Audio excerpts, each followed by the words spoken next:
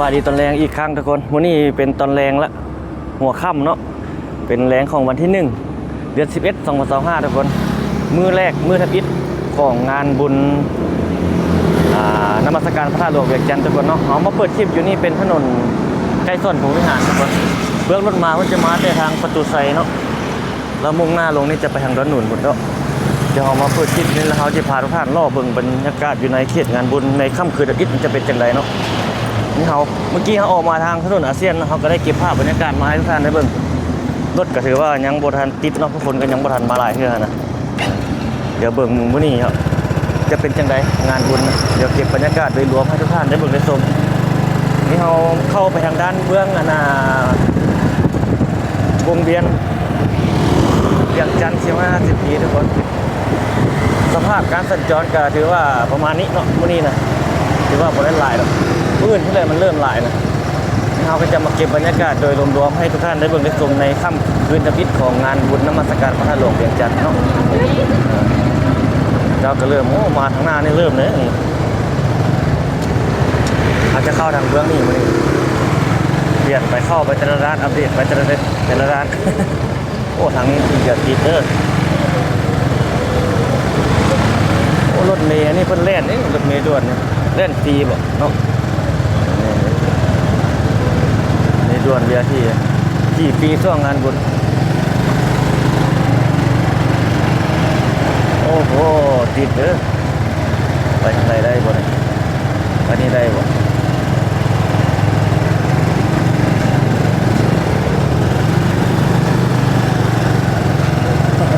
ไปบ่ได้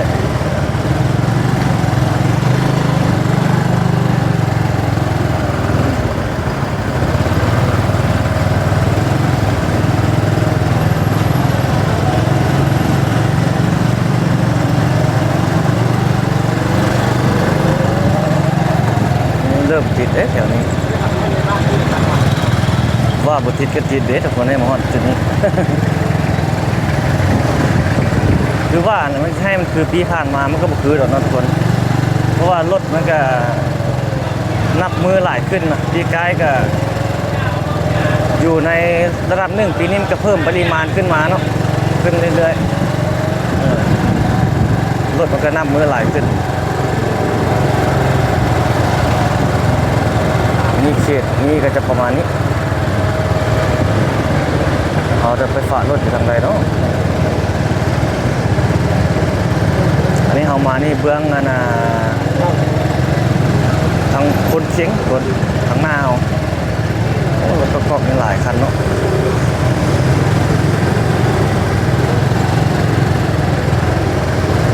โอ้หลีไปบ่ได้เลยรถจักรก็ไปบ่ได้เนาะเต็มเลย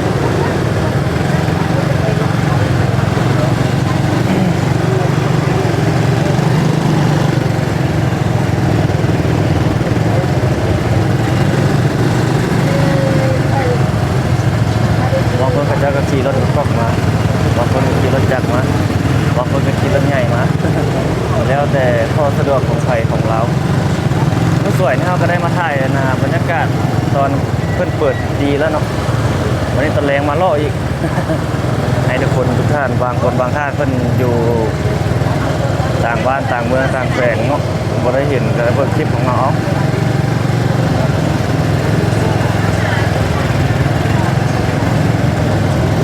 เบิ่งบรรยากาศการสัญจรอยู่ในขอบเขตงานบุญคนนี่มันใกล้มือสุดท้ายพุ่นแหละคนหลาย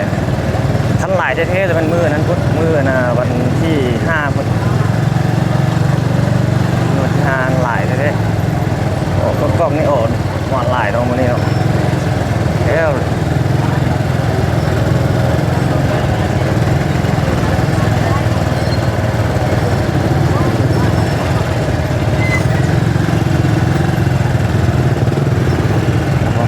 รถฝาล้างที่นี่เดี๋ยวนี้มันสวยนี่เอาไปฝาอยู่บนมันเท่าไหร่โอ้รถมันเป็นขี่ปีรถเมล์นะรถเมล์ด่วนนะอันนี้จะขายเครื่องรถฝาที่นี่ก็มีรถฝากรถจักรเด้อฝากรถจักรเด้อ เอาไปฝาอยู่ทางนั้นมันสวยนี่20,000 กีบแต่ว่าตัวนี้บัวเท่าไหร่ น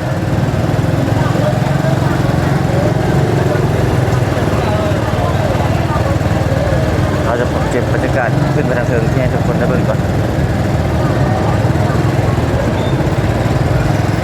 แถววงเวียนนี่มันอยากติดเลย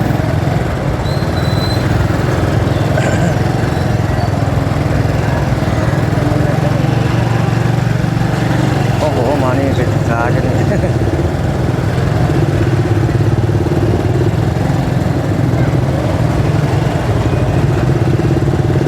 เขาจะเข้าทางเบื้องนั่นนะผลเข็งทุกคนเข้าทางเบื้องอ่างน้ำประปาผลเข็งเข้าไปเดี๋ยวนี้รถใหญ่เขาจะจอด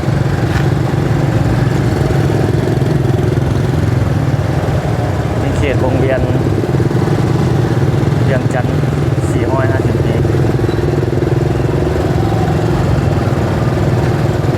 ไปคอยไปคูดแล้วรถเขานั่นเว้นตายเลย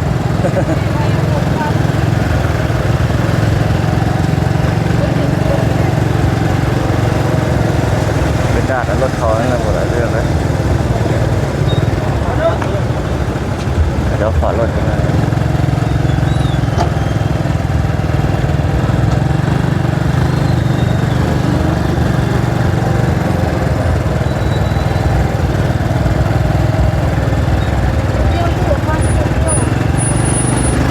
โอ้นี่มันอัดเลยไม่ให้เข้าเลยรถจะเข้าไปได้เยอะกว่าอยู่ไหนเราจะไปทางนี้อ๋อบีบแก๊สใส่เดียวแล้วแบบเราจะไปฝาดรถอยู่บนทางหน้าจุดนี้พูดว่าเท่าไรฝาดรถโอ้ทางนั้นอย่าติดประมาณนั้น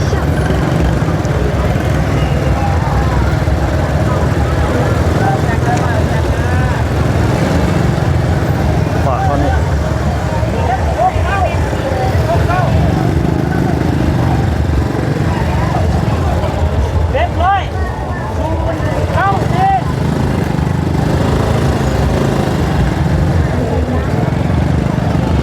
015เวท015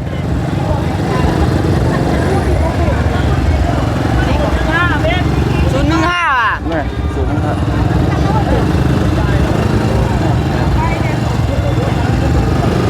ขาดตรง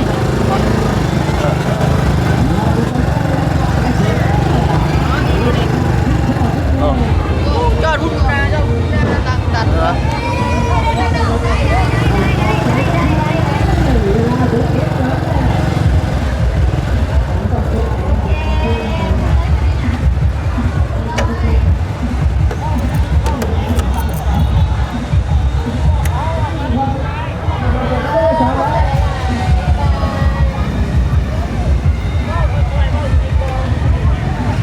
เท่าไหร่ศูนย์เว็บ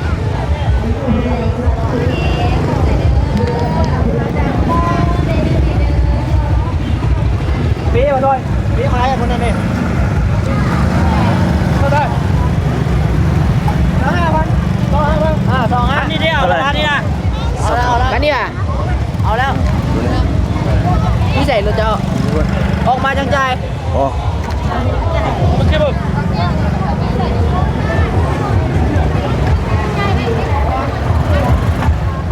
อ๋อคนหลายเนาะ มันเป็นนี่เลยเปล่า แล้วเขาเข้าไปทางนี้บ้างเก็บก่อนจุบโอเคโอ้คนหลายเพิ่มเลยรถจะเอามาฝากตัวนี้เนาะบรรยากาศจะเกิดนี้ประมาณนี้เลย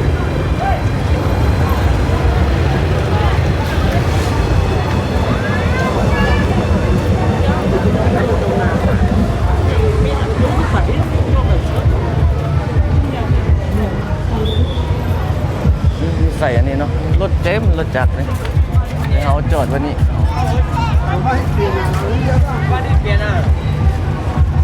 หล่อไปทางนี้เข้าเบื้องนี้มันเข้าได้หลายด้านหลายทางเนาะถ้าจะเข้าทางเบื้องประตูใหญ่แล้วมันเข้าทางเบื้องถนนพระสามสิงหาพุทธโอ้คนก็เริ่มมาหลายอยู่เลย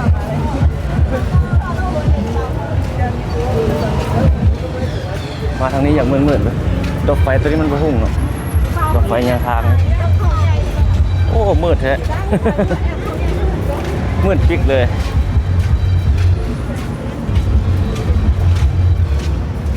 ออกมาทางนี้มันที่หุ่งบ่โอ้รถแถวหลายรถแถวนี้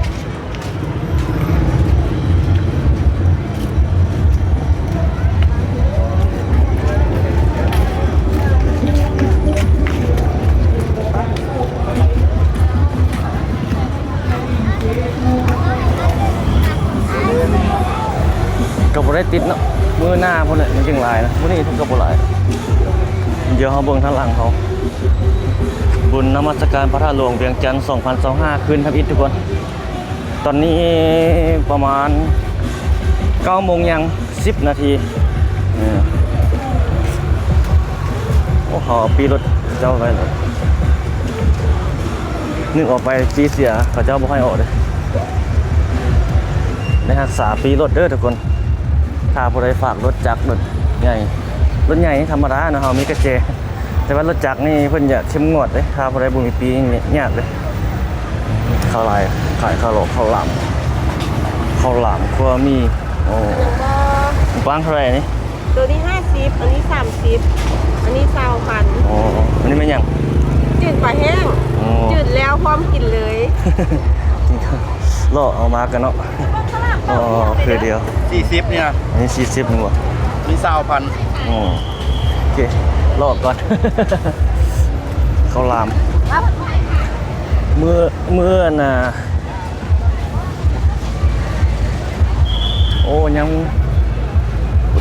บุติดเจ้าหน้าที่จราจรมันอยู่แต่ละจุดระบายรถพยายามเข้าไปทางนี้แล้วนะเบิ่งเด้อสภาพมื้อนี้เป็นจังใดเนาะ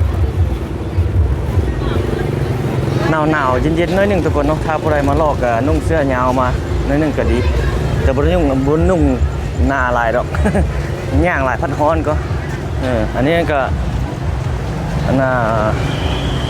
เย็นๆอยู่ก่อนพอดีเนาะพอดีย่างเลาะนะนี่เพิ่นมีกวดเข้าได้ทางนี้ก็ได้กวดแต่ละจุดเข้าด้านใดก็กวดคือกันกวดมีซอนุ่มกวดเนาะกวดเข้าไปยิงสาย นานเลยผู้ชาย ตุ้ยกูไม่ได้บอกให้เราตุ้ยได้ พูดทางนั้นจะแนวไปพระเจ้าขายข้าวหลาม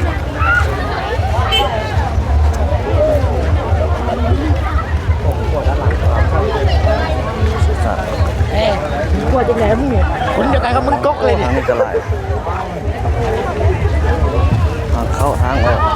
โอ้คนเริ่มหลายแล้วเนาะมือทำอิฐเด้ ทำเป็นจริง โอ้อยู่สองข้างนี่ขายข้าวหลามหมดไม่อย่างต่างๆเลย ทางออกเบื้องขวาเด้อ ทางออกทางเข้าโอ้มีหลายอย่างอาหารการกินเนาะซัมซีซอกอยู่ซอกกินออกอาหารมีครบทุกคนเลยอาหารลาวข้าวหลามปิ้งกรอบปิ้งไก่เนาะทางนั้นก็มีคือกันโอ้เข้าทางนี้ก็มีคนหลายมื่นแห้งสิหลายก็นี่มื่น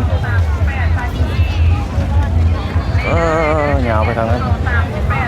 คนหลายเลยงานบุญท่าหลวงเวียงจันทร์ค่ำคืนทำอิฐ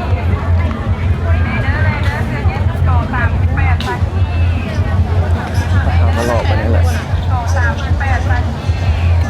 คือว่าเลแต่ทำอิฐเถอะอันนี้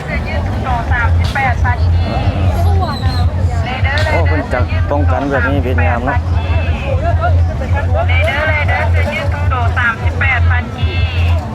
เฮ้ยเพิ่นเจอหลาย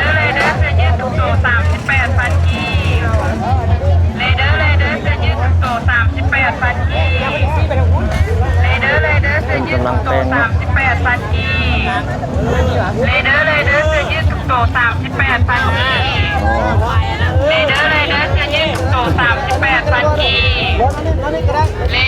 แรงไหมเนาะคนเริ่มมาแล้วโอ้นี่ก็เริ่มเป็นลีอะไรเนาะคนก็ไม่ซื้อหลายแล้วล่อเบิ่งบรรยากาศการซื้อการขายมันอย่างต่างๆไปเนาะโอ้คำคืนอาทิตย์คนหลายแต่วันที่มื่นพอหายใจได้อยู่สำนี้นะ แต่มื้อหน้ามือไปแห้งๆมันสิหลายขึ้นอีกนะ นี่โซนของอยู่ของกินนะซื้อแล้วก็นั่งกินอยู่ด้านในนี่ได้เนาะลูกดอกลูกซีนโอ้ผัดข้าวมีมันยังก็ว่ากันไปมีคนเข้านั่งกินอยู่ทางไหนปัญหานี่นักคือที่เนี่ยเด้อทุกคนเลยถ้าผู้ใดมาก็ได้กินแล้วก็ทิมให้ถึงที่ถึงก่อนเนาะรอข้าวหลามอยู่ตามมันนะ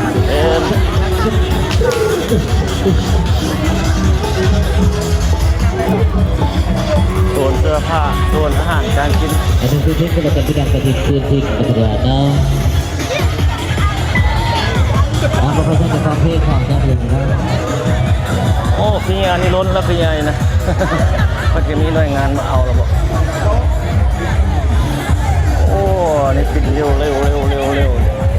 ขึ้นขี่อันนี้ก็คักได้เนาะงานบนนะ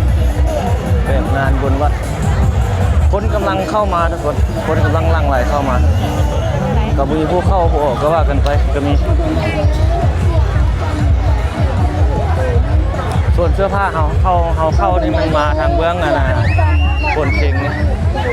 เอามาทางค่อยคนเก่งจะมาเจอส่วนเสื้อผ้าก่อนเนาะผู้ชายผู้สาวหัวโลกมันเนี่ยส่วนนี้ก็เต็มเลยส่วนเครื่องเล่นเนาะส่วนเครื่องเล่นเด็กน้อยคนกำลังเข้ามาเดี๋ยวเบิ่งทางหลัง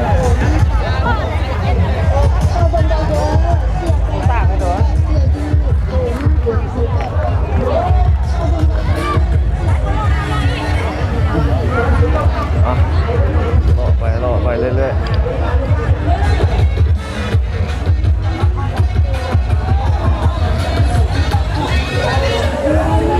โอ้มือทะบินคนหลายแล้วเนาะหลายแต่มือทะบินเลย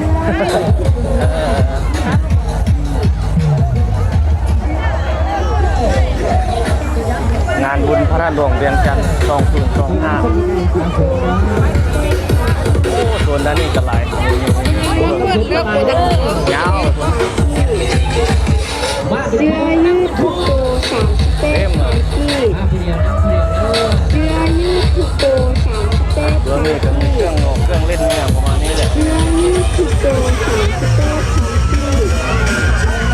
เสื้อยืดทุกตัว3 อันนี้มีรถซิ่งแล้วนี่ยอด ทุกตัว3 ต่อไปดูบรรยากาศสดๆไปเนี่ยนะครับ ยืดทุกตัว3 เสื้อยืดทุกตัว3 เสื้อยืดทุกตัว มันจะมีหลายโซนหลายทางแล้วทุกคน เขาเลือกเขา มีอยู่3ร่อง เสื้อยืดทุกโต38,000 กี แบ่งเดินนะเป็นรอบไป เขาเลือกเขา คือกับรอบตลาดเนี่ยโซนยาวไป โต38,000 กี อันนี้เป็นอย่างไร ต่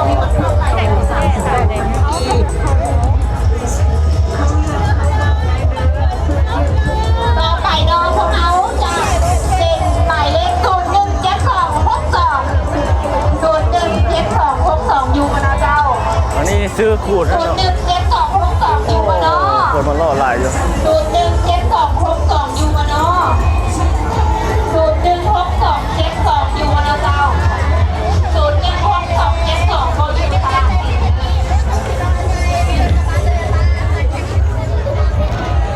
เขาจะยกต่อกันแล้วนะคะ โอ้โซนทางนั้นก็เต็มเลยเบิ่งยาวแบบมาทางนี้ หมาย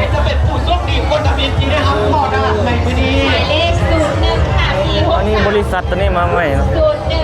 0154 แบบเขาขูดเอารางวัลนะอย่างประมาณนี้ครับ 015463อยู่บน มีรถเป็นน่าจะเป็นของคนจีนของอย่างประมาณนี้นะ เลเดอร์ ทุกวันเล ส่งเสือตัวนึง3,000เลเดอร์ เลจะมือทำบินเลยนะ เลเดอร์ส่งเสือตัวนึง3,000เลเดอร์ 014680 ส่งเสือตัวนึงบางคนมีอยู่ในเท่าไหร่ โอ้โซนนี้ยาวเอามาล่อนี่ตัวนี้เป็นโซนกลางเลยล่ะตัวนี้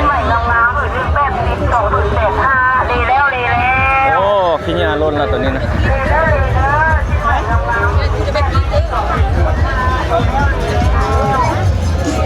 เต็มเอาหญ้าแล้วโอ้ไปทางนั้นก็ยัง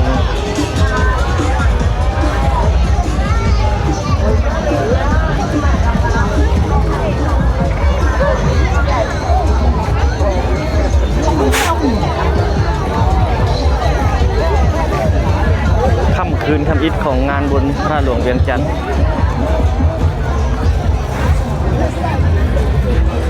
ก็มีคนมาเริ่มมาหลายขึ้นละ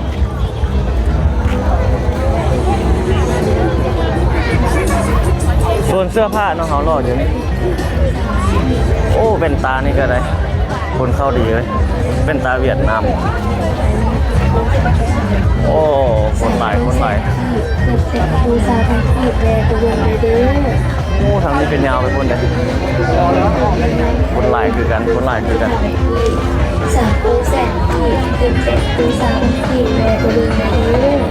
มื้อทุกคนใน3 กิโลเนาะ5 มื้อ 5 คืนต้นสวยก็โลได้เมื่อคืนก็โลได้แต่ส่วนหลายนี่กลางคืนนี่ทนจะหลายกว่าต้นสวยมันฮ้อนเนาะ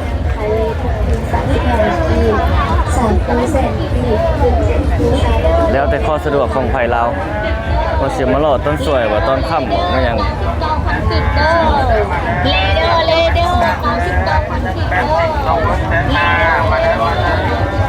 เล่ไว้เนาะ มือทำอิฐเละเลย มาเด้อ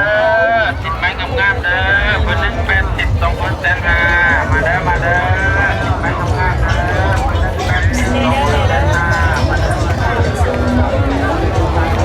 สลิปตัว1 13 2โล25เด้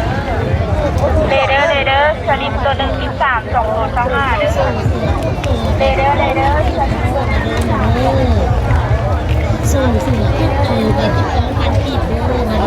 โอ้ขี้งานนี่ล้นแล้วโอ้คนหลายอีหลีเนาะขนาดว่ามือขับอิฐได้นี่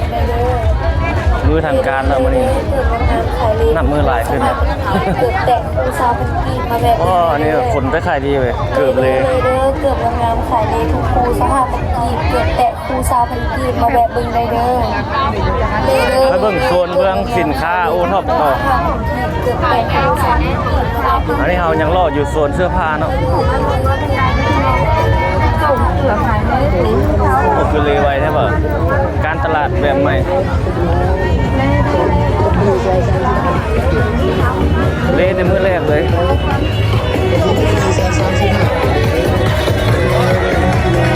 เป็นตาก็ได้ขายดีเนาะนี่เลยคนบุญอยู่บ้านเฮาเมืองลาวเฮาด้วยบุญทางหลวงเวียงจันทร์2025เนาะเอาไปเบิ่งโซนแถวทางหน้านั่นจะเป็นโซนสินค้าโอท็อปกันจุดที่เราจะไปเจออยู่ทางหน้าเนี่ยเขตเบื้องหน้าของสะพานมาลองเข่ามาซุปใส่ฝนใส่ตู่ลองเบิ่งก่อนก็ได้เด้อ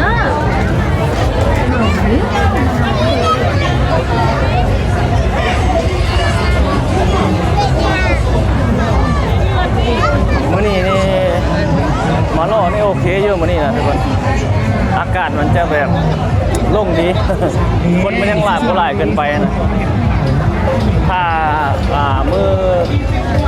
อื่นมือไปแล้วหลายขึ้นหลายคนนะ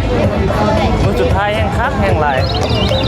โอ้นี่คนขายเครื่องเกี่ยวกับดนตรีเนาะแคนลำยินอย่างต่าง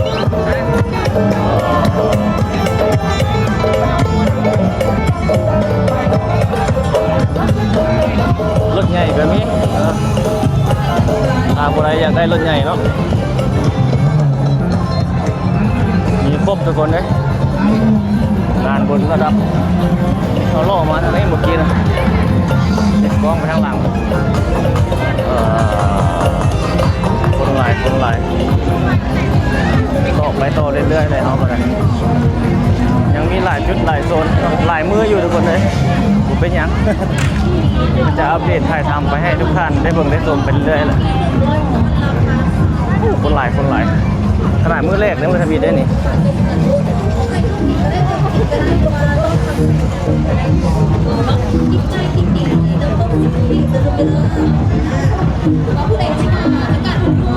บูธอาหารสินค้ามีครบ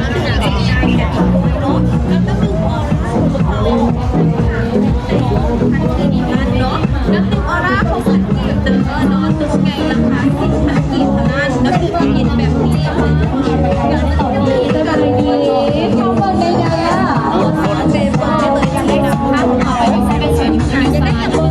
ายเนาะอันนี้เป็นบริษัทเป็นยังไงเพชรกลัน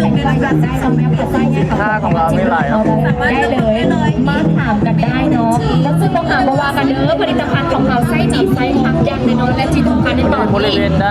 สุดแสนจะพิเศษนี่ของแจกของแถมบอลจะเป็นกระตาหรือมาถกผ่าแบบนี้คอยมาลองตรงเต็งแบบนี้นะเอาไว้แจกไว้แถมไว้ลูกค้าทุก โอ้คนหลายถึงมือทับอินเลย และที่สำคัญในตอนนี้น้องผลิตภัณฑ์ของเรา มาตัวนี้ก็หลายคือกันตัวนี้นะ เอาไว้ใส่สอยยืนเป็นฟ้าของทานบวาจะเป็นฟ้าหัวมือของเรา ตัวนี้มันเข้ามาทางถนนหนองมด ฟีเบอร์นั่นเองเนาะเอาไว้ซักยงซักของทานซักภาษีได้พันขาวได้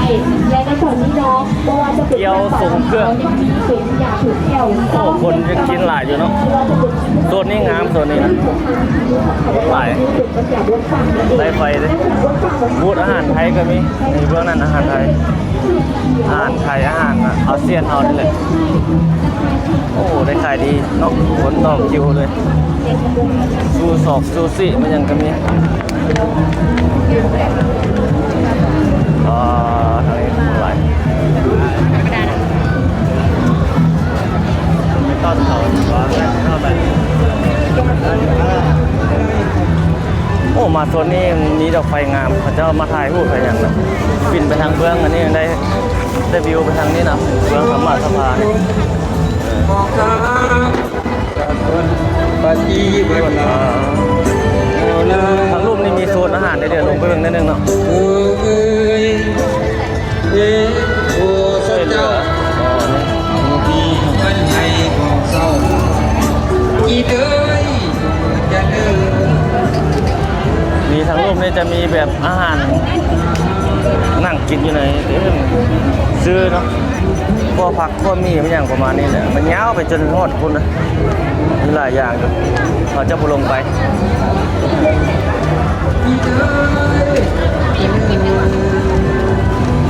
โอ้คนหลายคนหลาย ผู้ฟ้า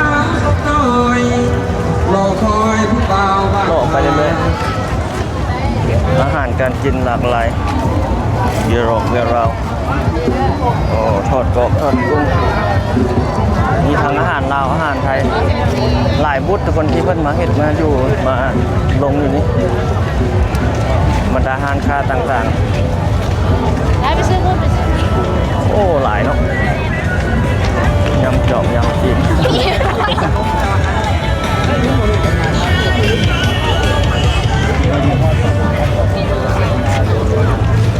โอ้ตัวนี้ก็คนหลาย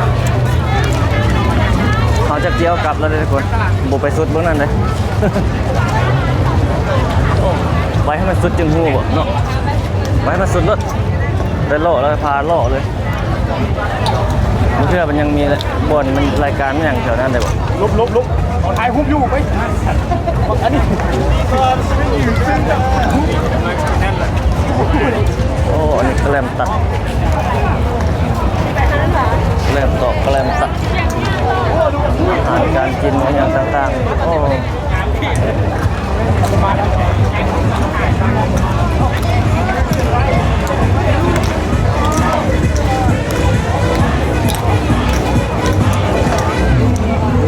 เจ้ามาถ่ายรูปใครอย่างนี้แหละน้ำเขียวนี่เพื่อการอนามัยอยู่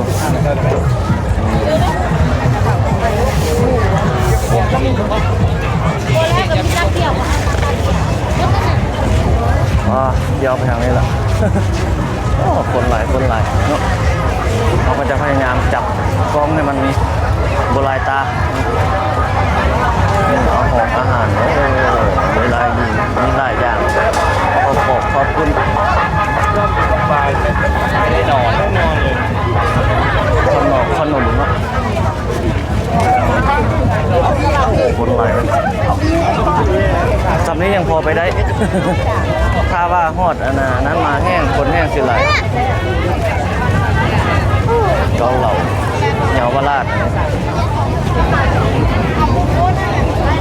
เกาลัดเยาวราชอาหารไทยเนาะ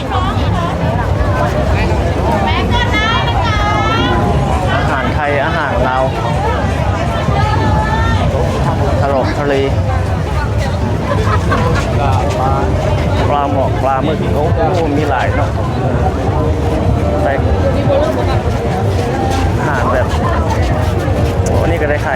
เขียวในตำนานฮ้อนได้เนาะย่างไปย่างมา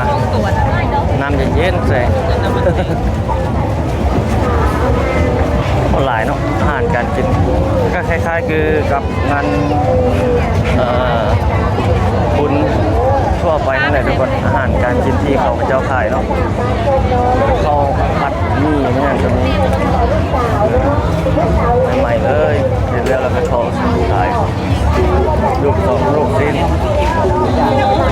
ซูชิไทยนี่คนหลายเราไปเปิดอยู่ใส่กับคนหลายไปเปิดอยู่บนต้นงากับคนหลายต่อคิวเดียวแต่มาท่าหลวงนี่เราเฮ็ด3 สาขาบนนี้3 บอนบนนี้เปิด3 จุดได้ก็เต็มเลยซูชิดังจากฝั่งไทยเนาะคนหลาย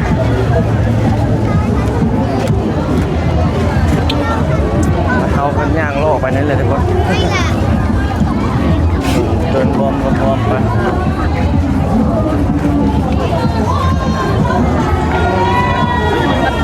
รถ10 บาทหรอ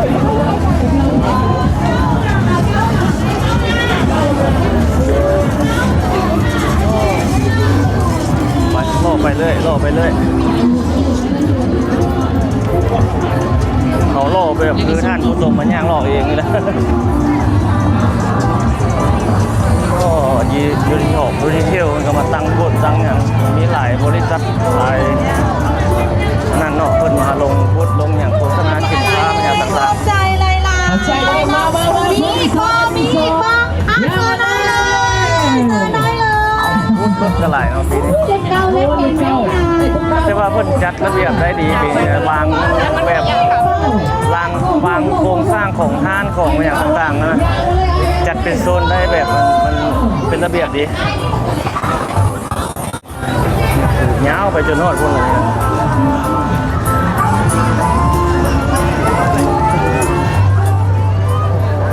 รอบไปเรื่อยพอก็ได้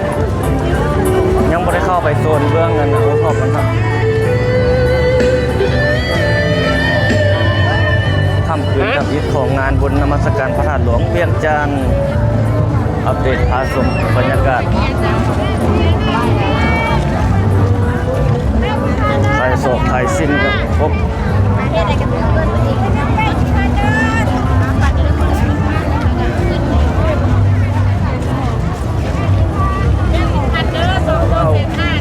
มีเป็นรถไปเลยรถอะไร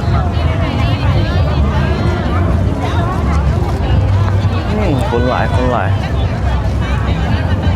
มือแรกแห่งมานของงานบุญบ้านเฮางานบุญใหญ่ระดับ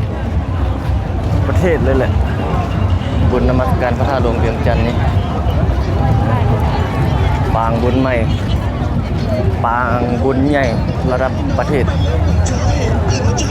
ส่วนรวมเต้าโฮมความสามัคคีของคนลาวทุกทั่วหน้าเนาะทุกคนอยู่ทุกจุดทุกแจทั่วโลก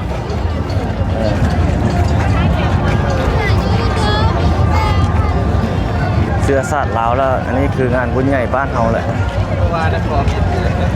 โอ้สวนแถวนี้ก็เต็มเนาะนี่เรียนไปนี่ขายอาหารลูกชิ้น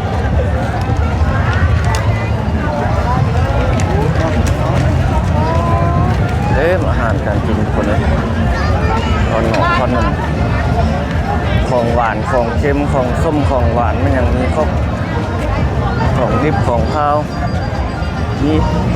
ส่วนพวกนั้นเป็นสินค้าโอท็อปเขาจะมาทางนี้ก่อนโอ้หลายอย่างหลายแนวอาหารการกินนะแต่เขานี่โลกก่อนอย่างเดียวเบิ่งด้วยรวมๆก่อนโอ้เวทีกลางเป็นจะแสดงบอกว่านี่เนาะยังไม่แน่ใจคือกันทางหน้า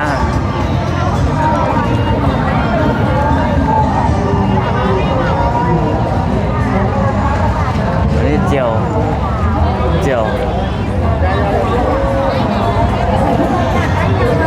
ปิ้งเนาะน้ำจิ้มสูตรเด็ดลูกชิ้น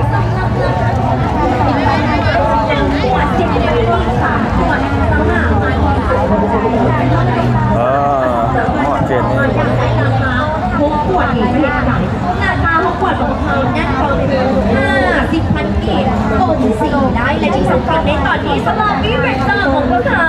พร้อมกันเป็นทีมเยี่ยมห้อย1 จอก 5,000 กีบกับสลอบี้ของพวกเขาแล้วสลอบี้สติงของพวกเขาด้วยใครอยากได้เย็นๆเนาะไปดื่มเนาะเป็นสเก็ตน้ำแข็งแบบนี้เลย1 จอก 5,000 กีบด่วนเลยจอกด่วนจอกกำลังแรงอยู่เนาะตอนนี้ใครอยากได้ราคาเป็นตุ๊กเขาก็มีราคาห้องงานในเซตเดียวกันด้วย6 ตุ๊กค่ะ 10,000 กีบด่วนเลยตอนนี้6 ตุ๊กค่ะ 10,000 กีบนะจ๊ะใครที่บอกมาอยากได้ราคา6 ตุ๊กค่ะ 10,000 มาได้เลยตอนนี้สติกของเรา ลงอยู่ อยากได้สีเหลืองอยากได้สีแดงอยากได้สีไหนเรามาเลือกกันทั้ง2สีได้ทั้งกันเลย6 ตุ๊กค่ะ 10,000 กีบว้าวยังคิวนะ ผู้สวยนี่เอามาถ่ายเพื่อเปิดพิธีโอ้มาตั้งแต่ตอน3 โมง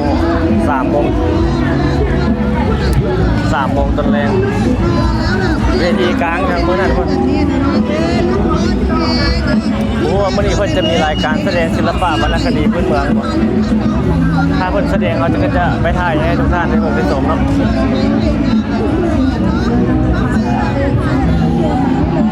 งานบุญพระหลวงเวียงจันทร์ค่ำคืนอาทิตย์พาล่อพาสมไปเขาก็โล่แหละในท่านผสมเบื้องน้ำเห็นน้ำไปเขาจะเข้าไปโซนเบื้องสินค้าโอท็อปเลยผู้สวยนี่เขาเข้าไปมาหนึ่งแต่ไม่รู้สุดนี่มันจะอยู่นี่เนาะ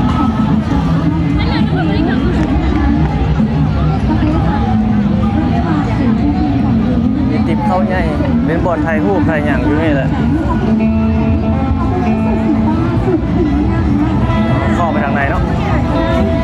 สินค้าโอท็อปมือสวยนี่มือทางการเพื่อนก็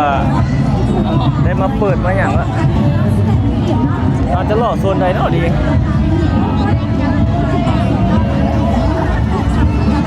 เข้าไปทางนี้เนาะตอนนี้เราย่อไปทางนั้น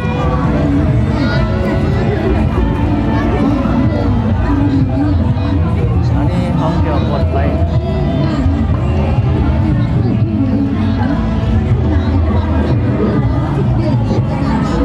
โซนสินค้าพื้นเมืองอะไรห้องการตกแต่งยาพื้นเมืองการกระทิงทองผลิตภัณฑ์ลาวเขาจอกนึงค่ะมันกินเนื้อปีจะลืมเนื้อขอสีใหม่คุณเนอะบำรุงสายตากับสโลปี้จอกค่ะพันกินแล้วสโลปี้สติงของเราด้วย ยาพื้นเมืองโอ้บรรยากาศกำลังดีเลยทุกคนนะหัตถกรรมจัดสอบจัดสารประยุกต์เลยอันนี้นะเป็นเอามาประยุกต์เป็นยุคใหม่ฟอยกวดเงินก็มีแอบเข้าติดเข้าเนาะเสื้อหอกเสื้อผ้าเป็นสเก็ตน้ำแข็งเลยเจ้าถ้ามาจอกของเขาได้5 จอกนะถือว่าจอกดีก็จะโลไปนี่แหละเบิ่งโดยรวมๆไปหัตถกรรมจัดสรรโอ้งามไม่ต้อง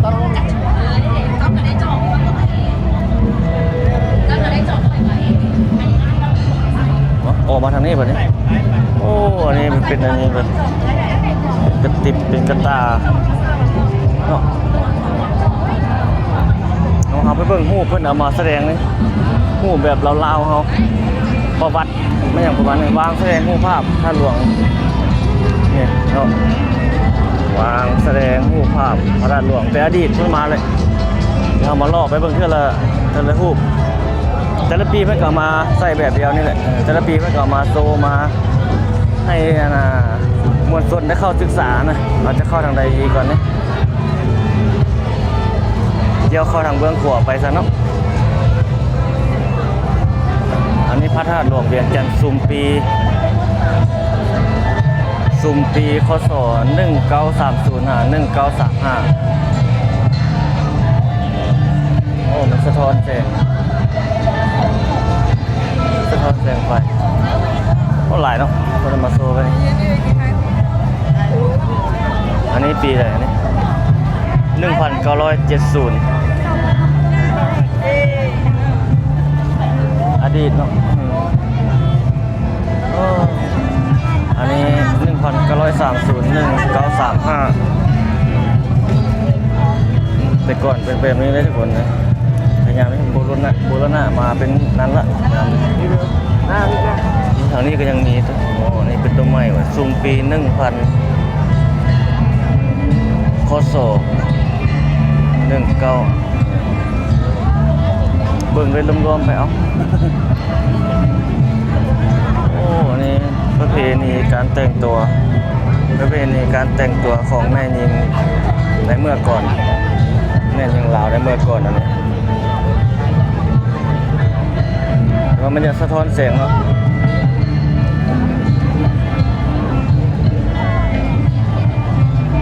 มีผ้าขวัญนี่เนาะคนก็เข้ามาเที่ยวมาเบิ่งมาศึกษาเบิ่งรูปประวัติศาสตร์เกี่ยวกับลาวเฮานี่แหละหลายรูปหลายอย่างมีตำนานมีประวัติเรื่องเราจะมันสะท้อนแสงแต่ก่อนเป็นแบบนี้อันนี้พระธาตุนั่นที่นี่ป่ามัง1,000 กว่าร้อย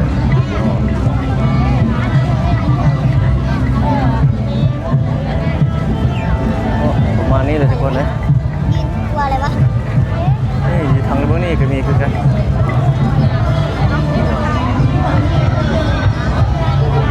ดูในคนเบิ้งเลยเนี่ยอันนี้พระธาตุหลวงซุมปีคศ1960โอ้มียนต์อันนี้จอดอยู่นี่ ยังมึงโป๋เนาะ เนี่ย ที่ยังมึงโป๋นึกจะได้กิ้ว ยังมึงโป๋เลยเนาะ ยนต์เมียงปออ่ะ นี่จริงเป็นหัวหลวงปู่ยังนึกจะกิ้วไม่มีไง ยนต์รุ่นเก่าโอ้ ยังมึงโป๋หัวมึงโป๋เนาะ แต่ก่อนเป็นอย่างนี้เนาะแต่มันสะท้อน มึง แสง หวังมึงโป๋เลยไม่มีได้เดี๋ยวนี้ แม่นล่ะโอ้คนหลายอันนี้ซุมปีคศ1900 1912โอ้มีคนนั่งถ่ายรูปเลยแต่ก่อนเป็นแบบนี้เลยแต่ก่อนเนี่ยแต่ก่อนมื้อหน้าตะแลงก่อนจึงมาถ่ายอันนี้มันสะท้อนแสงเนาะนี่แต่ก่อนเพิ่นก็มีการแห่คือกันนี่แห่ภาษาเพิ่งนี่เป็นแบบนี้แต่ว่ามันสะท้อนแสงนะเอาไว้มื้อหน้าก่อนทุกคนจึงมาถ่ายเนาะไปหาออกไปทางหลังพุ่นล่ะมันสะท้อนแสง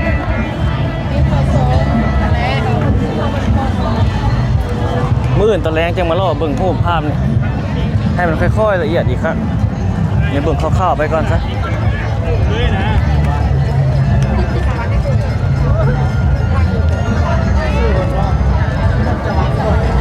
ส่วนแถวนี้เสื้อหอกเสื้อผ้าเนาะผลิตภัณฑ์ท้องถิ่นอันนี้ ซื้อพวีเข้าเมืองปีนั้นต้องบอกรักอาย มีเจียวปลาบ้อมอ่ะนะโอ้มันเป็นซ้ำเหนือบ่เจียวปลาบ้อมอาหารพื้นเมือง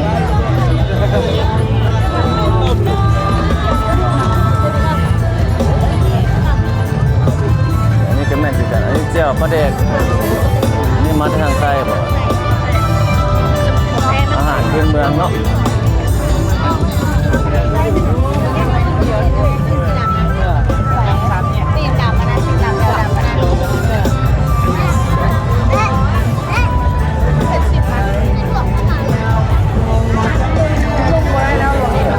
เอาเข้าไปทางนี้ซะบัวมันสิค่อยมันยังหลายมือเนาะเขาก็จะพยายามซอกให้มันค่อยโอ้นี่เจียวปอปอมเจียวกุ้งต้องลอง สงสัยรสชาติเสียงร้อง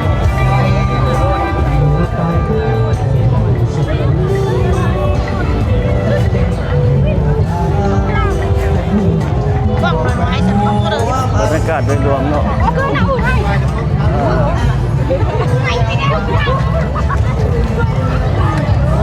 ยรวมๆไปทุกคนเลย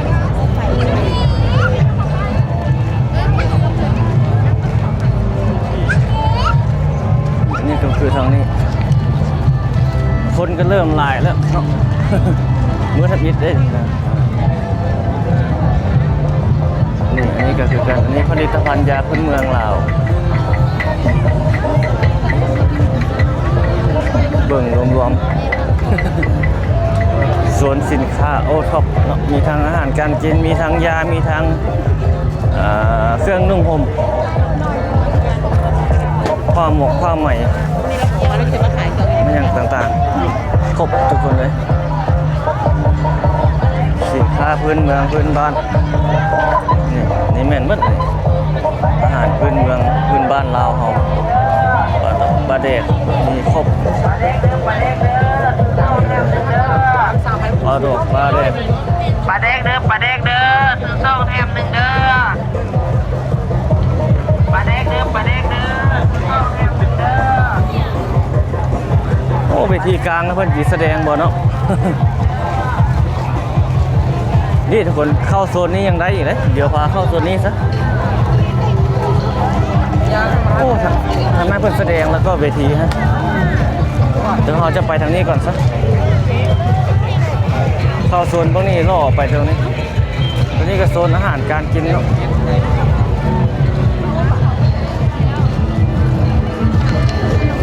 โอ้เวทีกลางเพื่อนแสดงศิลปะวัฒน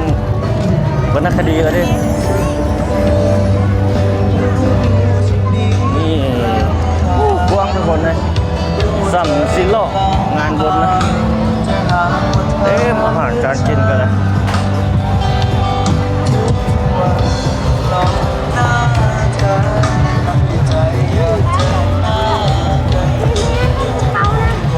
ตัวผักตัวมี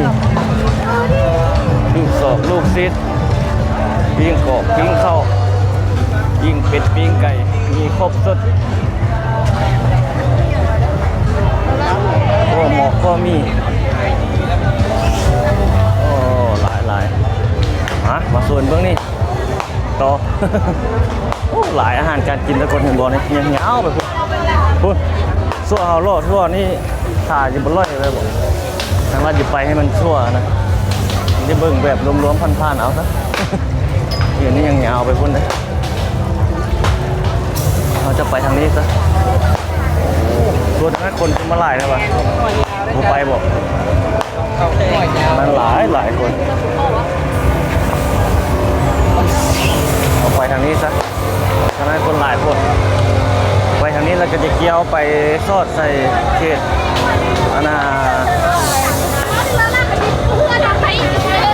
เวทีกลางเพื่อเลย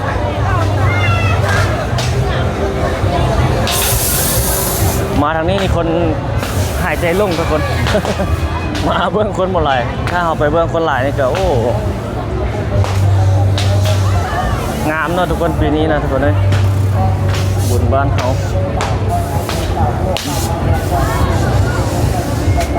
นี่เบื้องเขตทำหอธรรมสภาเพื่อจะมีการใต้ไฟประดับประดา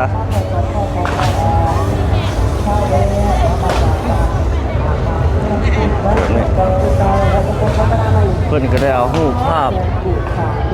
เกี่ยวกับนี่มาวางแสดงนี้หลาย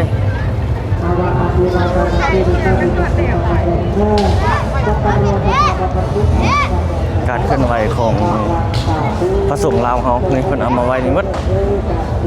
องค์การพุทธศาสนาสัมพันธ์ลาวแขวงเวียงจันทน์แต่ละแขวงได้แต่ละแขวงเพิ่นจะเอามาโซไว้นี่หมดนี่18แขวงทั่วลาวเฮาเหนือฮอดใต้เลยเนาะ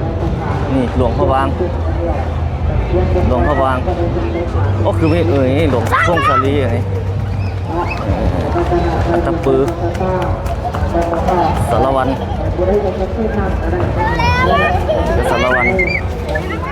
18แขวงเลยนี่คำม่อน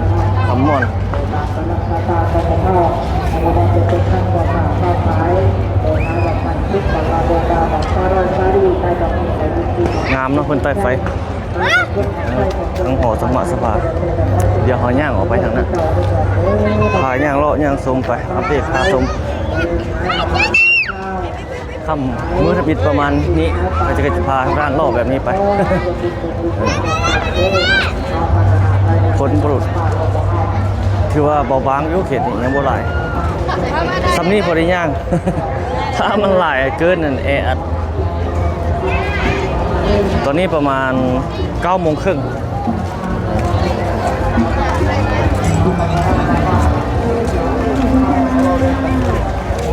เดี๋ยวลงไปทางใดดีลงไปทางนี้เนาะโอ้ปิ้งเป็ดปิ้งไก่ตดอยู่เลยปิ้งตับปิ้งเตอลูกสอบลูกซีดพวกหมอกพวกมีตำเป็นอย่างต่างๆมีครบเนาะมีตกมีตำปลากุ้งหอยนี่นั่งกินที่นี่เลยนั่งโต๊ะนั่งไปหาย่างล่อลงไปทางเบื้องนี้ครับบุญพระธาตุหลวงเวียงจันทร์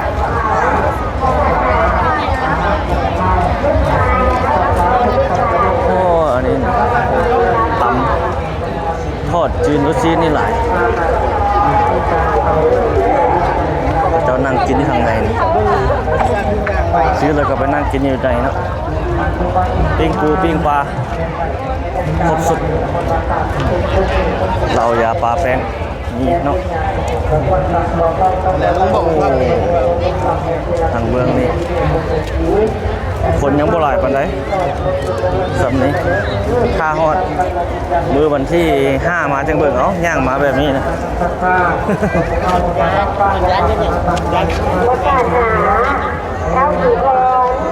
เย็นทุกคนเลยปัจจุบันนี้ประตูสารเนาะประตูสารคือมาจากบ้านสวนมอญจะได้เขาจะนำประกาศจากการเด็กของเราเลยเด้อถ้าหากว่าเท้าสุพรได้ประกาศนี้ให้มาเอาต้นจับตัว 3 อย่างเนี่ยเนาะทำเป็นจัดตัวทำประกาศอีกเนาะทำให้ลูกเด้อเนาะ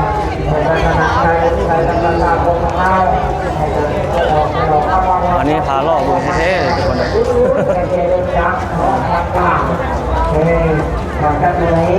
เราต้องได้ไปทางนู้นนี่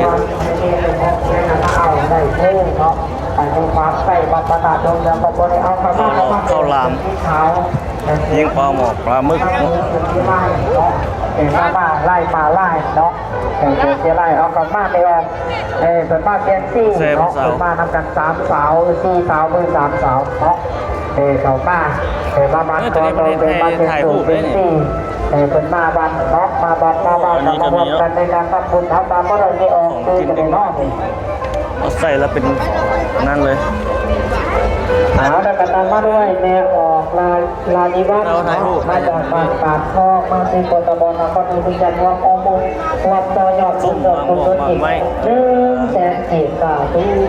คนอายุมันเป็นเด้อ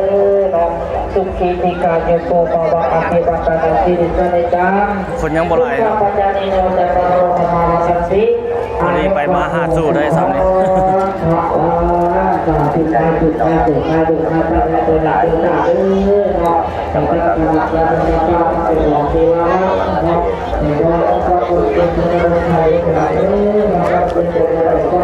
งานรองานบุญพระธาตุหลวงเวียงจันทร์ทำมิตรมือทำมิตร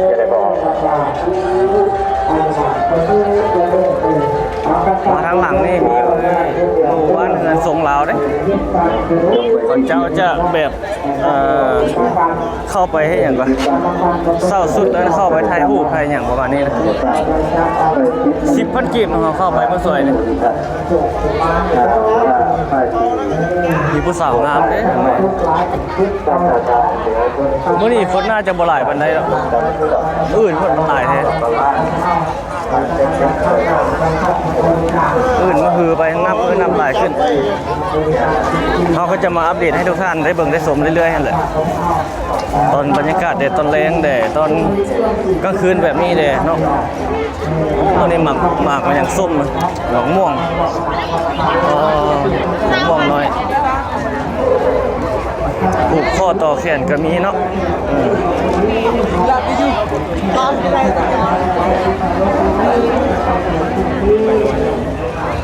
นี่หน้าผาเงินลาวนี่จะเสียปีเข้าไปได้จุดนี้นะเข้าบอกหรือจังใดลองเบิ่งเนาะคนหลายบอกคอยเบิ่งกันนี่ซื้อปีอยู่หั่นเนาะซื้อปีอยู่จุดนั้นแล้วก็เข้าไปได้ผู้สวยนี่เขาก็เข้าไปแล้วแต่ว่าคนบ่หลายฮะ ทางในเพิ่นมีแสดงศิลปะบ่หรือจังใดเดี๋ยวเฮาถ่ายอยู่ทางนอกนี่ก่อนซะนี่โอ้คนหลายนี่เข้าไปก็เศร้าสุดขี่รถขี่หยังมื้อหน้าจึงเข้าเนาะมื้อนี้บ่เข้าเบิ่งคนอยู่ทางนอกเอาก่อนมื้อนี้นะ วันนี้เราเกี่ยวไปทางเขตเบื้องด้านหลังเนาะเบื้องหลังของพระธาตุหลวงแล้วก็เกี่ยวขึ้นไปทางเบื้องเวทีกลางพุทธ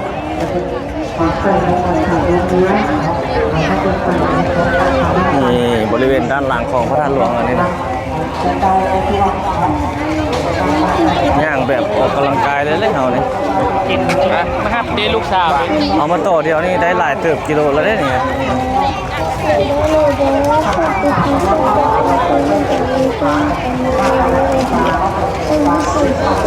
เศร้าสุดเศร้าอย่างกับนี้เนาะอยู่ทางเบื้องนี่เศร้าสุดอยู่แถวนี้แล้วก็เข้าไปถ่ายรูปอยู่เบื้องหลังเราถ่ายเมื่อกี้บนหน้าผาเงินเราครับ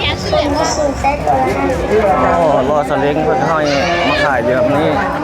จะเป็นข้อหมอข้อมีทอดลูกศอกลูกสิ้นโลตอกโรตีก็ว่ากันไว้สำคัญเป็นที่นี่แหละทุกคนในไฟมาก็คือกันเนาะซื้อได้กินแล้วกระทิ่มให้มันถึกจุดถึกบอลไปไม่อย่างประมาณนี้นะรักษาความสะอาดงามตาสวยเดียวเนาะ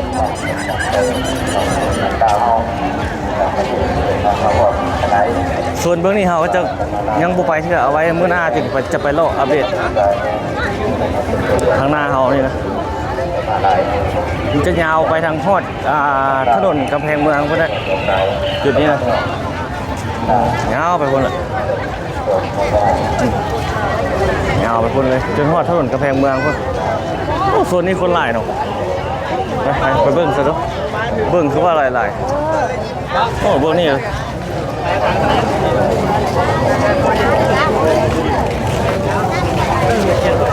โอ้มาโซนมันนี่ก็หลายสุดกันโอ้พุดยาวไปพุดเต็มเลยไปบทุกคนตัวนั้นคนหลายในโซนนี้ก็ได้ยาวพอดคนเลยเขาจะบ่ไปเลยเอาไว้เมื่อหน้าจึงไปซะ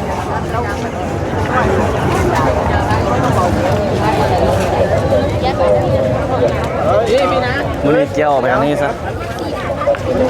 ตอนนี้ก็ประมาณ9 โมงแล้วเลยนี่9 โมงครึ่งแล้วด้านหลังของพระธาตุหลวงเราจะเกี่ยวไปทางนี้แบบนี้โอ้ล่อเป็นล่อเนาะ ล่อเป็นล่อนี่ขายลูกโซ่ลูกซีนพวกหมอพวกมีนี่วังปูมันก็มีคนมากราบเอาไว้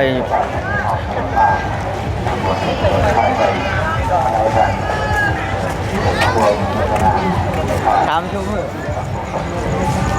โอ้เขาเบิ่งเรียวไทม์เลยตอนนี้ได้ประมาณ50 ปลายนาทีกายแล้วเนาะตัวมาต่อใส่ตัวเท้าถ่ายอยู่คุณอีกอันนี้เขาออกมานี่มันเป็นนะบันทึก 2-3 ตัวแล้วเอามาถ่ายกันตั้งแต่นั้นคนนะหมดคอต่อแขนลูกคือผู้ใด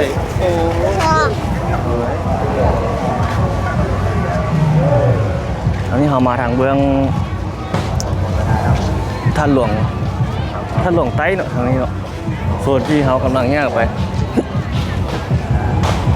มันมีท่าหลวงใต้ท่าหลวงเหนือบางคนนี่บุโลกไข่ซ้ำได้บางคนก็เลยกว้างทุกคนเลยซ้ำสีโลซ้ำสีย่าง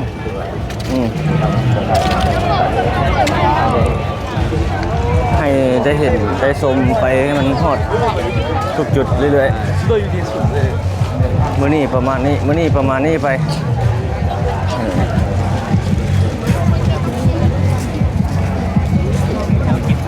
ลหรือเปล่าเขาย่างมานี่กิโลไปเขาทาเหยียดต่อเสียเดียว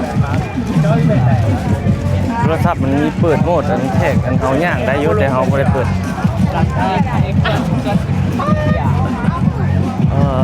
ไปต่อ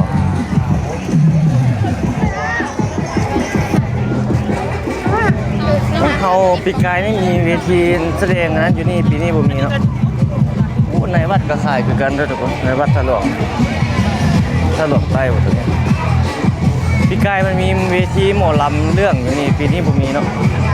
ดู2 10ยิงออกยิงเย็นก็มีเนาะวันนี้บริการห้องน้ำยิงเป็ดยิงไก่ตำมะฮูยิงปูยิงปลาปีนี้บุมีนะเพิ่นแสดงหมอลำเรื่องนะบุมีเนาะปีกายก็เห็นนี้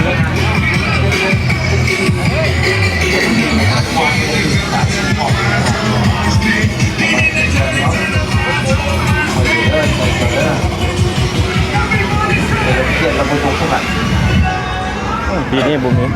ปีกายนี่โทรศัพท์ปีกายมีอยู่นี่เวทีหมอลำเรื่องอย่างประมาณนี้970483เอามาตอบ2เบอร์ให้แล้วเหรอเสียบปิงโก้พี่น้องเนาะอาจจะตอบไป1ตุกเสียบปิงโก้อันนี้เขียนแล้วที่ฟ้าหนีปลาเดี๋ยวแต่พอรอบสุดท้ายพวกกระเจี๊ยบเสียในคืนเอารอบสุดท้ายที่เด็กเสียในคืนกระโดดไปคนเด้อเสียนี่จุดโต38เป็นกี่แพ้กันราชาจะเด็กกันกระจายกันบ้านทำเรื่องเลยเด้อออกเสื้อ ไปหาวัดจิบอยู่ไม่ได้เขาจะส่งไปหาวัดจิบอยู่ เครื่องเล็กน้อยละ ผู้ใดคนใต้เรือ จุดโตมาที่นี่จริง ผาล่อให้ผาล่อว่ะ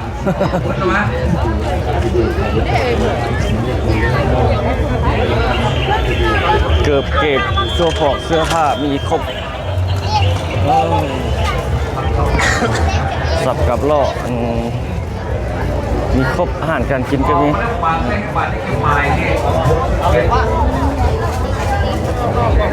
นี่ประตูนี่เข้าได้คือกัน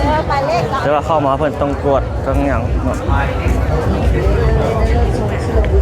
ส่วนมื้อนี้กับคนหลายคือกันขายของอยู่ของกินคือกัน45วันเด้อมาเลือกเด้อเลเดอร์โอ้มาส่วนนี้คุณยิงไข่เลเดอร์ย่างสบายเลยคนบ่หลายคือว่ารู้สึกว่าอยากนอนแล้วนอนหมดไปเบิ่งเวทีกลางเลยก่อนโอ้ทางหน้าในบอร์ดเครื่องเล่นตัวนี้คนหลายบอร์ดเครื่องเล่นเด็กน้อยทัน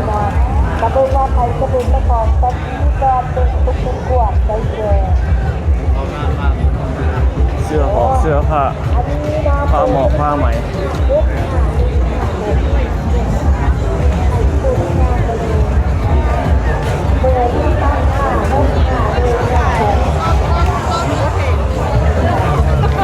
เป็นตอกแว่นตาหลายแล้วเขาเข้าไปทางวัดพ่อทุกคนนี่ทางนี้ก็ยาวไปพูดอ่ะเขาเข้าไปทางวัดนี่เนาะ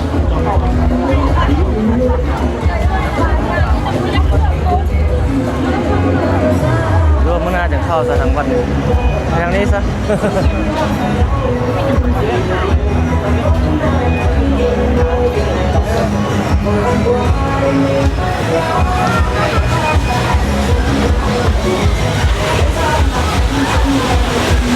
ส่วนเครื่องเล่นรถซิ่งคือปีอย่างนี้เราเข้าไปเนาะเครื่องเล่นหลายไว้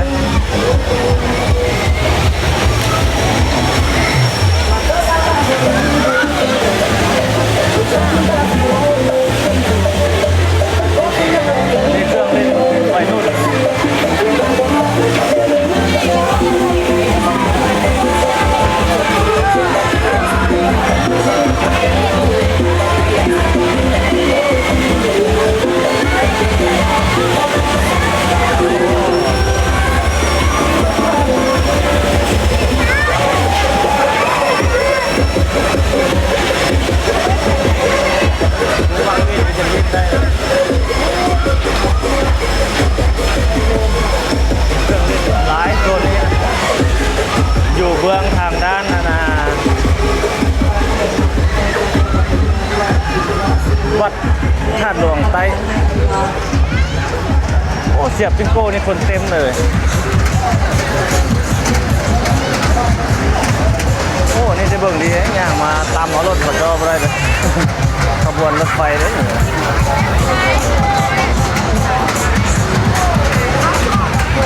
โอ้เสียบปิงโก้นี่คนหลายเลยเจียงขวางเลยเจียบเจ้าของห้านเจียงขวางเหรอโอ้พันปอดเจียงขวางคนเขียนคือคือซีเบิร์แล้วกรรมการมาแล้วเนาะเลย เสียบปิงโก้ขึ้นกระดานเยอะออกมาแล้วหมากทวีที่แกมหมายเลข63ออกไปแล้วหมายเลข63หมายเลข63โอ้มันนี่ก็คนหลายคือกันไปเลยไปเลยอีกแต่ตัวมาที่แกมหมายเลข37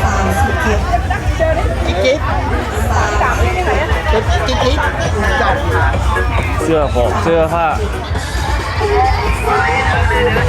ตัวนี้หลายนะ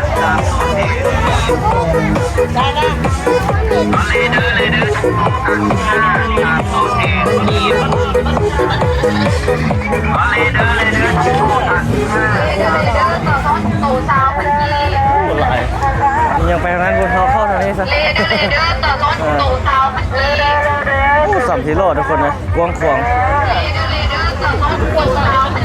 อันนี้ขายของอยู่ของกินอันนี้ยำหยกยำโยกโอ้อาหารการกินเลยเยอะเลยหลายเลย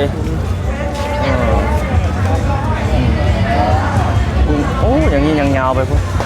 แต่เขาจะบุกไปแล้วเขาจะไปทางนี้ละทางนี้ก็ยังยาวไปทางนี้คือกันเนี่ยเอาไปทางนี้สอดเอาทางเบื้องกันนะเบื้องกันนะมีข้าวปุ้น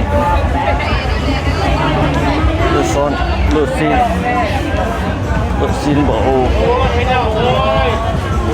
ตำส่วนนี้โซนอาหารการกิน มีบนนั่งกินพร้อมเลยซื้อแล้วก็นั่งกินอยู่นี่เหล้าเบียร์เหล้ายาปลาแป้งมีครบเลย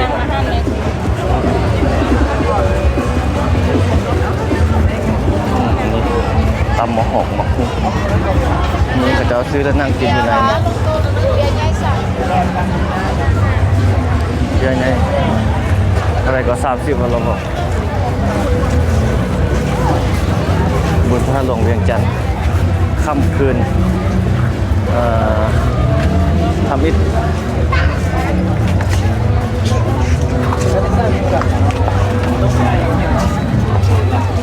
ไก่บอยล่าแม่มาล่ากินต้มไก่กันไหมต้มไก่ต้มเครื่องออกเครื่องในมีครบออกไปทางนี้แล้วพอดแล้วบนนมัสการพระสันหลวง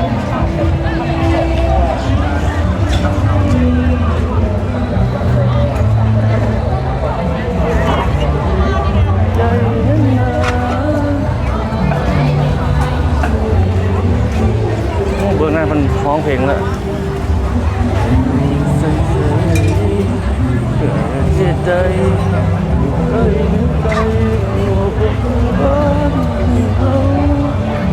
โอ้ย่างจนทั่วคนเนาะเกี่ยวไปเกี่ยวมาเราคงพูดเอาโอ้ทางนี้มันไต้ไฟงามมีคนนั่งกินอาหารอย่างนี้เต็มเลยผู้สวยมายังไม่เต็มปิ้งปูปิ้งปลามีหลายเนาะซื้อแล้วก็นั่งกินอย่างนี้เลยเต็มเนาะโซนนี้ก็เต็มคือกัน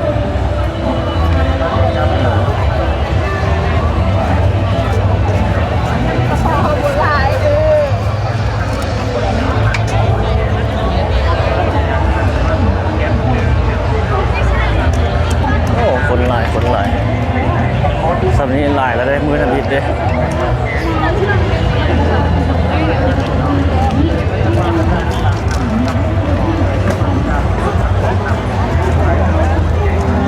โอ้อันนี้เพิ่นเอาออกเบิดละอันเวทีเพิ่นแล้วเพิ่นก็เอาออกเนาะเปิดดีแล้วแล้วก็เมียนยังมือจุดพลุทุกคนเลยค่ะจุดพลุเหมือนวันที่5พุ่นเนาะ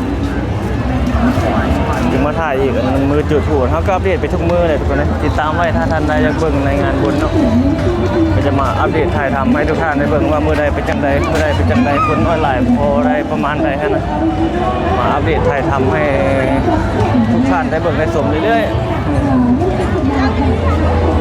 วันนี้เขาสิลอกไปทางเบื้องกันเวทีกลางของอะไรพวกเราเนี่ยไก่เติมเลยลอกบุญคนเดียวเขาก็ได้ครับเรียบผักให้ทุกท่านเจ้ามายืนให้จุดนี้โซนนี้โหท่าหอดนะแล้วคนร้ายเดี๋ยวนี้ยืนใส่หูเรือมันเต็มเลยเต้ผมหอยมือมันมาแล้วมือกดมือเจ้ามาล่อมาเล่นมาเที่ยวมือสุดท้ายพุ่นยังไงได้หลาย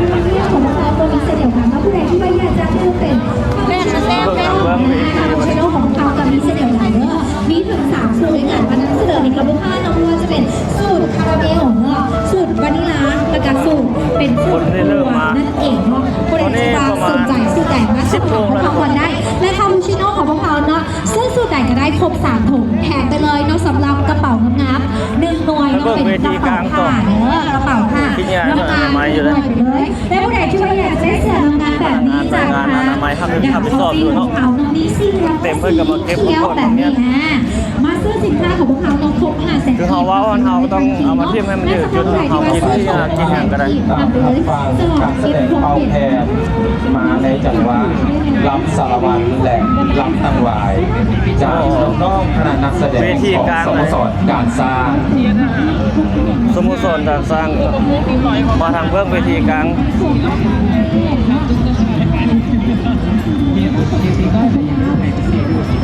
ตอนนี้กันหลายเลย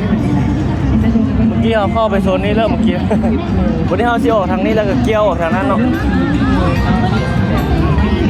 ก็เบิ่งไปทีกลางนิดนึงก่อน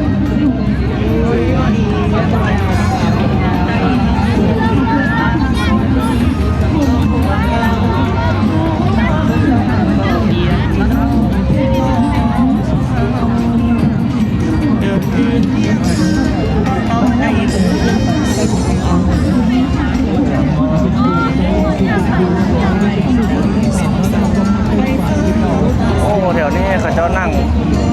เบิ่งเวทีหมอลำอันนี้นะ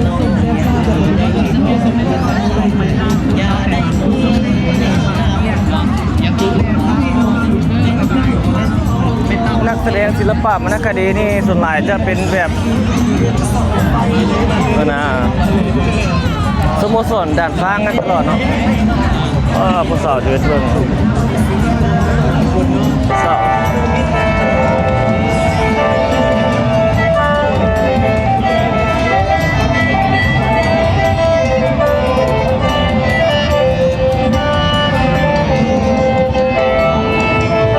จะไปยืนอยู่บนใดได้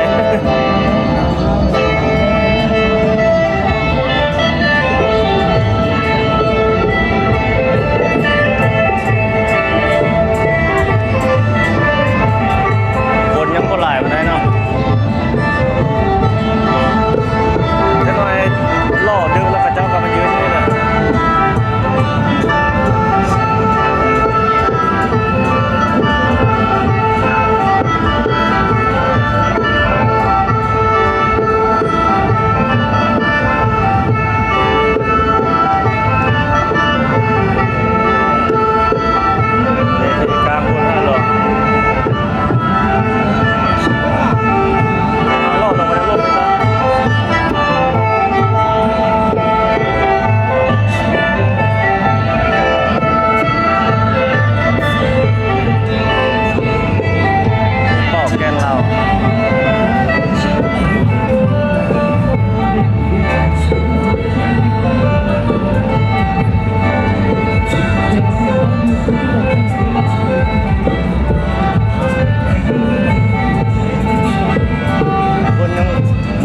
บันไดเนาะหล่อทางไปนอกทางนอกก็แหละจึงมาทางนี้ต่อ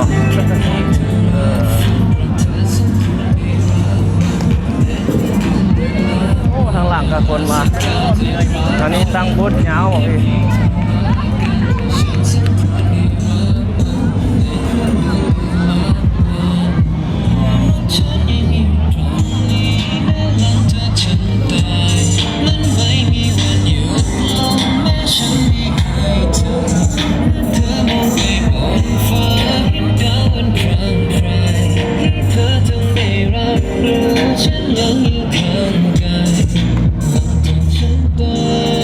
หลายทางเข้าเนาะ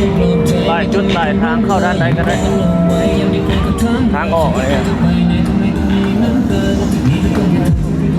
ไปทางออกโอ้นี่ขายอาหารการกินพอเนาะยำไม่ยังหลายด้านใดก็มีเหมือนอาหารการกินคนยังบ่หลายปานใดเนาะจะถือว่าพวกนี้อยู่ตรงนี้แหละจะจับตรวจเข้าปื้นผู้ใดลายนะ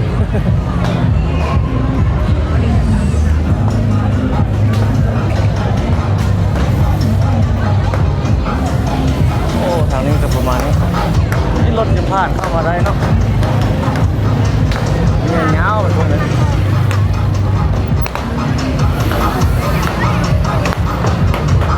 อันนี้คือกันนี่กันยาวแล้ว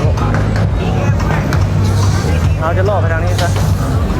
ที่เขาออกมาทางนี้เนาะแต่จุดจะมีซอยหนุ่มรัดประตูอยู่แบบนี้เข้าแต่ละร้าน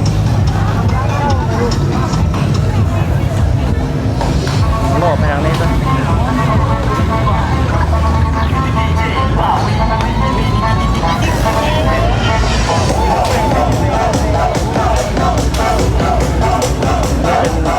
เปิดบิ๊กซี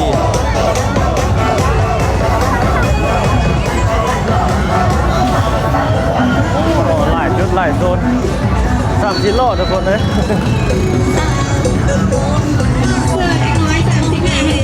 โตเซนก่อนเด้อ 35 นาที3 โลเซนอีก 3 โตเซนอีก3 โตเซนอีก ฝั่งรถนี่มีอยู่ทุกด้านเนาะโอ้นี่ได้ขายดีเลยสินค้าทุกอย่าง15,000 กีบเลือกได้ตามใจอ้อคนหลาย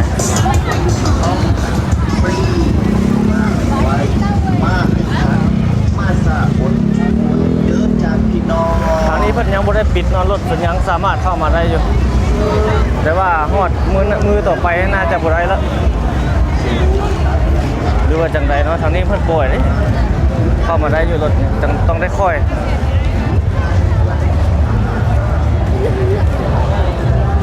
ถ้าคนหลายแท้ก็จึงปิดบ่ให้เข้านะเพิ่นก็คำนวณเบิ่งว่าคนมาน้อยหลายไม่อย่างพอประมาณใดนะเพิ่นก็จะมีการคำนวณอยู่ตลอด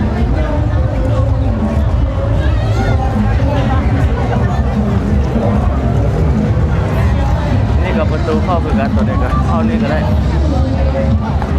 ปลายทางเข้าด้านใดก็ได้แล้วแต่เขาจะเข้าประตูได้โอ้โซนนี้ยังมียาวเข้าไปไหนอีกวะนี่โซนนี้ก็มีคนเหมือนกันหลายเหมือนกันโอ้30 โลกว้างทุกคนเนาะ30 โลสิย่าง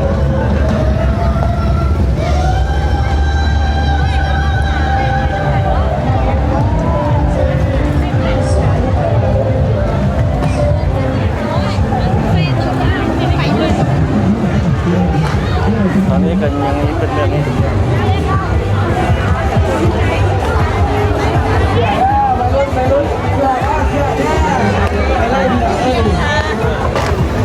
ออกไปเรื่อยๆนั่นก็มีอันนี้วัยรุ่นอะไรนะไอโดบอก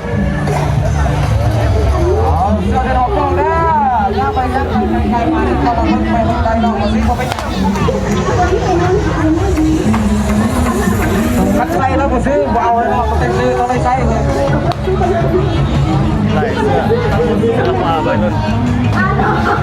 กระโยกโมนี่ซื้อๆเราปกติเขาบอกขายแบบนี้ วัยรุ่นหลายเนาะ ลูกค้าสามารถเข้าไปเบิ่งได้เนาะ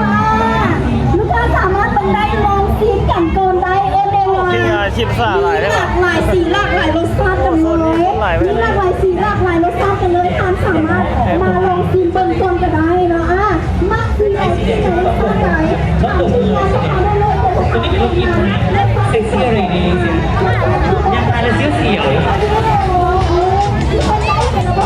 บัวแล้วซิได้ตัว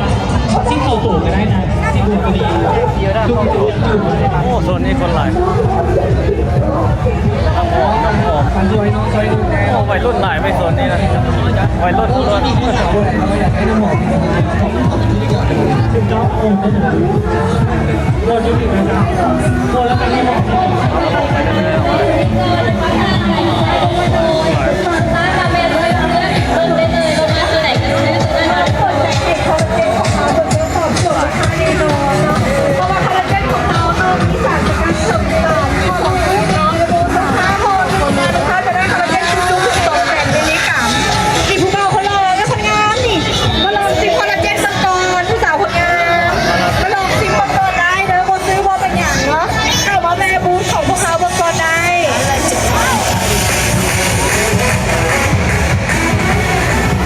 คนหลายตัวนี้คนหลาย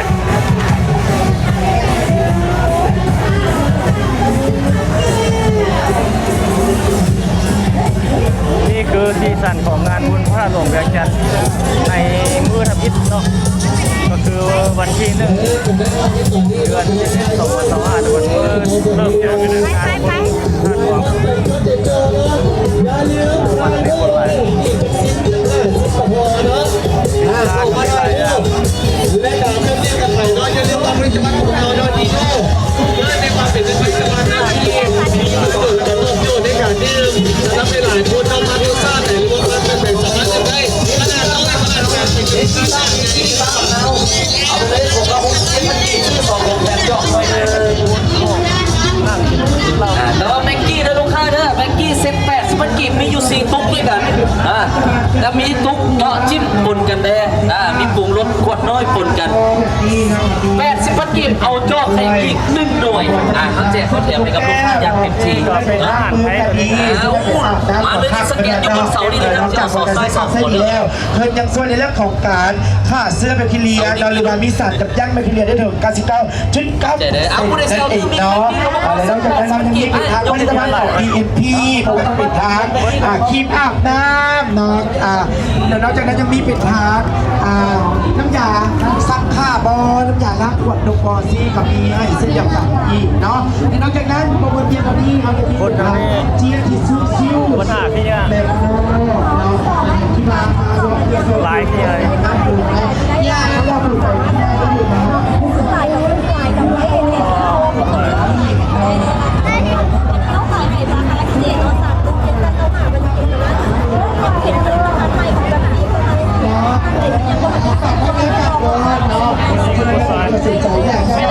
ถ้าของเราความสามารถของเราเลือกกันได้เนาะหากมีนักของเราที่ดีกระดับทุกการกันแล้วกันเด้ออย่าลืมนะพ่อนะลูกค้าเข้ามาซื้อเก่งๆด้วยเราจะเป็นแฟนดีกันที่มาเลยค่ะ หลายเข้าแล้วนะ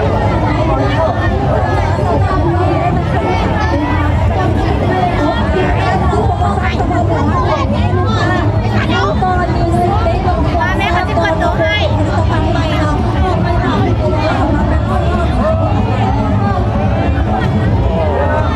ผู้หญิงมันจะหลายกว่าผู้ชายเลย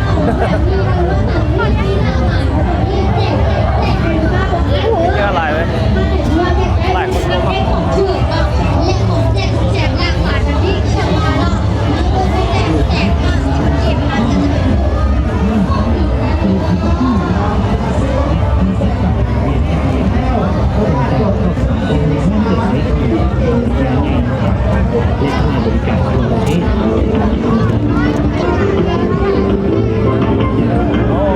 ปิ้งนี่เลยเนาะปิ้งเป็ดปิ้งไก่ ซื้อพี่ลูกไก่ผ่านแอป LCR แล้วมาสมัครผ่านแอปนี้ทำเพียงคือเปิดแจ้ง ว้าประมาณนี้ก็ทุกคนคลิปนี้นะวิดีโอนี้สมองไปหาจะได้โลกกลับเลยวันนี้นะเนาะคนก็ประมาณนี้เลยตอนนี้ประมาณ10 โมงแล้วเปิดมาเบรดใหม่ เนาะขอบใจทุกท่านที่เข้าชมคลิปของเราเดี๋ยวไว้พบกันใหม่ในคลิปวิดีโอถัดไปมาเบรดใหม่เนาะขอบใจทุกคนสวัสดี